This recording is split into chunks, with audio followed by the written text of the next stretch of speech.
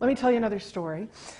This one, you know, when we start talking about health, we usually get around to this particular social setting. This is a new social setting. We usually get around to talking about gyms or exercise or fitness settings, right? In this case, it's a story about a yoga studio. How many of you have ever done any kind of yoga class? Anybody?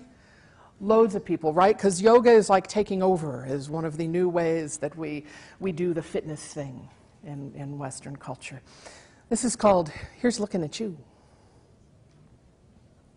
Okay, she was checking me out. You can feel that sort of thing, right? Her gaze lingered as I walked into the yoga studio, just that split second longer than usual acknowledgement. She caught my eye as I rolled out my mat. She looked me up and down, quickly, not in a creepy kind of way, and then she smiled broadly. Then as I was picking up my blanket and block, I felt her eyes follow me. So, was there some kind of come on coming? Some kind of yoga studio romance to ensue? I can tell you from experience that this glance likely had a different origin than erotic motivation.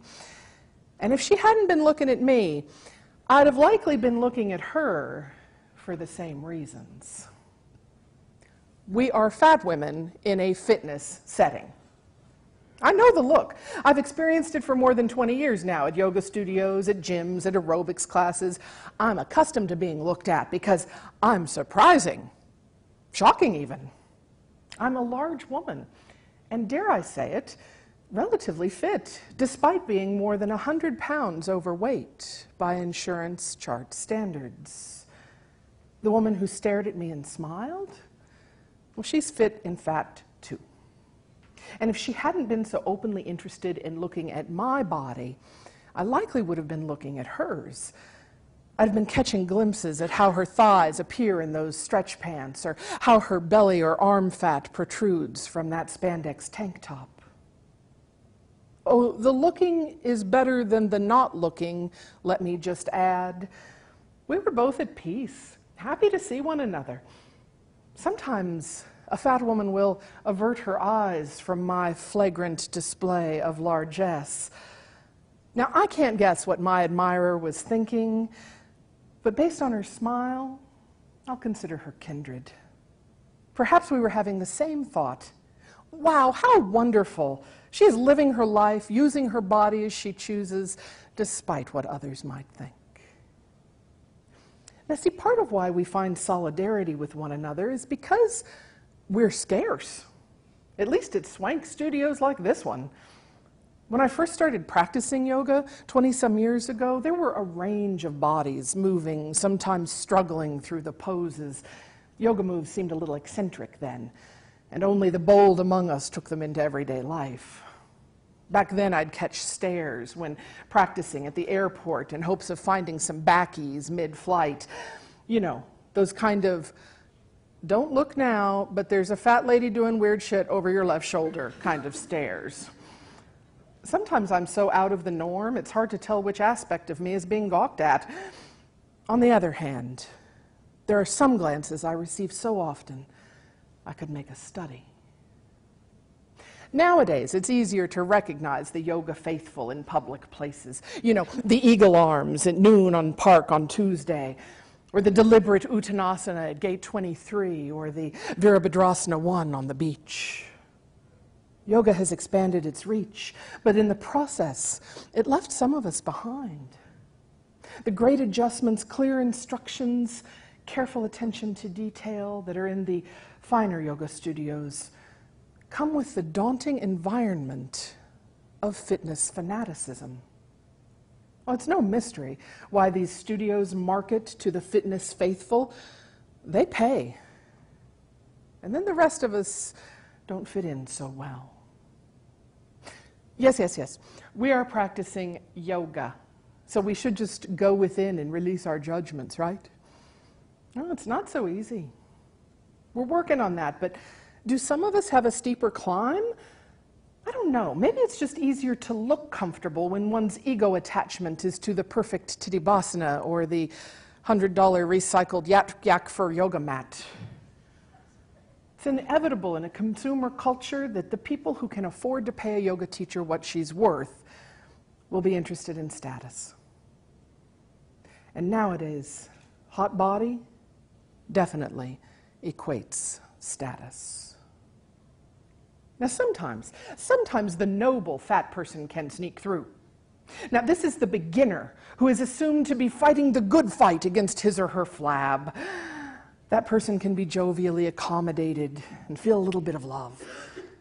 But what of the average plodder who does a regular practice and never looks fit? Well, sometimes it's so uncomfortable. The group support and individual instruction offered by beautiful studios is forfeit. And even if the fat yogi persists through the initial discomfort and becomes a regular, the feeling of being an outsider can persist. See, if you do athletic stuff and still remain fat, there's another layer of failure to feel in the glances of the fitness faithful onlookers. Even as a regular participant in a fitness setting, it's hard to find community. As a stranger recently said to me in a class I was attending while traveling, "Just keep coming, you'll lose the weight." Thankfully, most people keep those helpful comments to themselves, but I've heard similar things often enough. She was articulating the two big assumptions many people have about fat folks in a fitness setting. First, that we are beginners at fitness. Second, that we're there to lose weight. And wow, there is some sneaky circular reasoning going on there, isn't there? I mean, you take a look at a gym full of hard bodies, and it's easy to assume that those people got that way by doing that gym stuff. But people less often wonder if those folks have congregated in part because they share a really laudable body type. I mean, it's especially comfortable to be around others who all share the same social privilege, after all.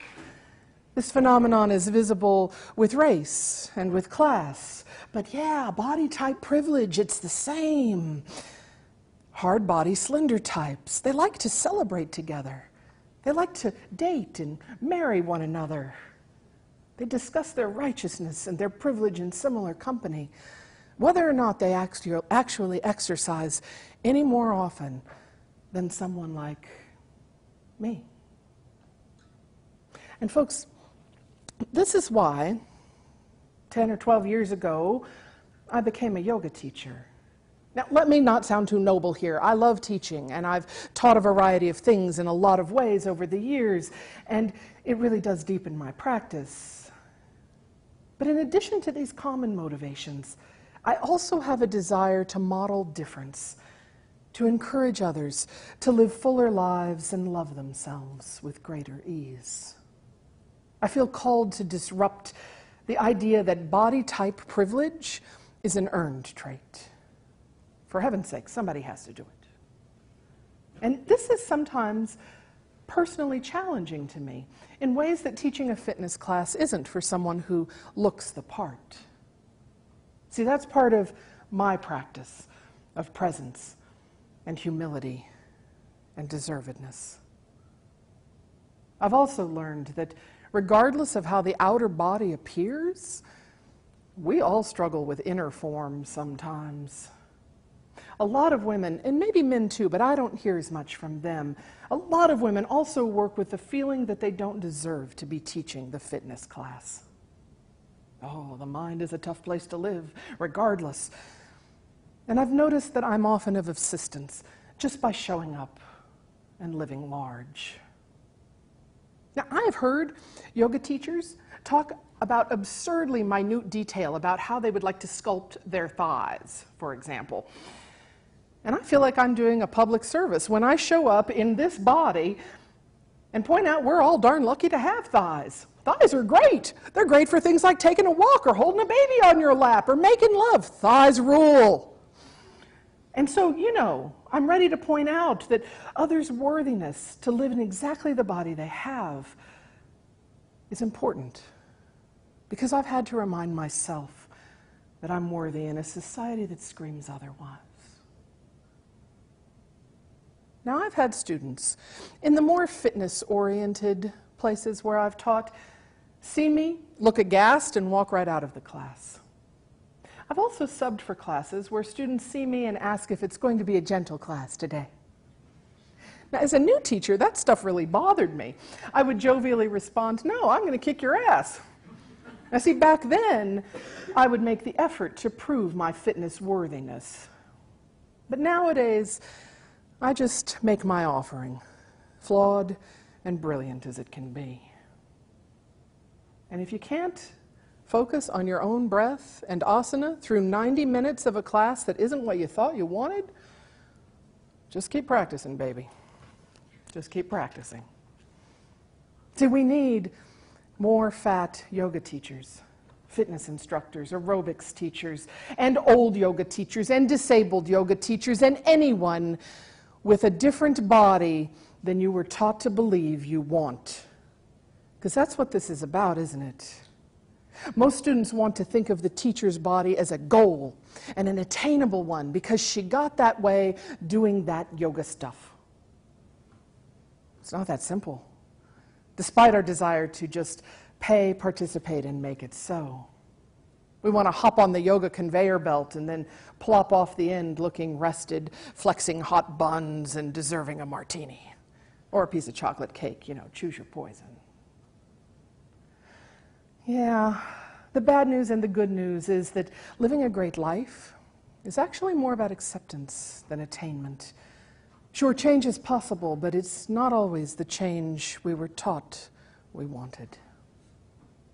So, if you're thinking about going to a yoga class and you're afraid you won't fit in, go anyway. Maybe you don't look the part or you're not bendy enough. You and everyone else in the room will be better for it.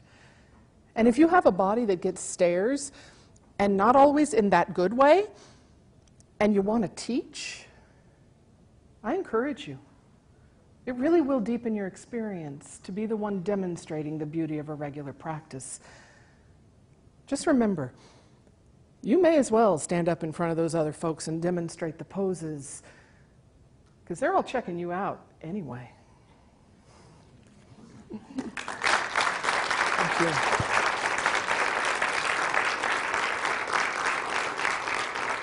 Thank you.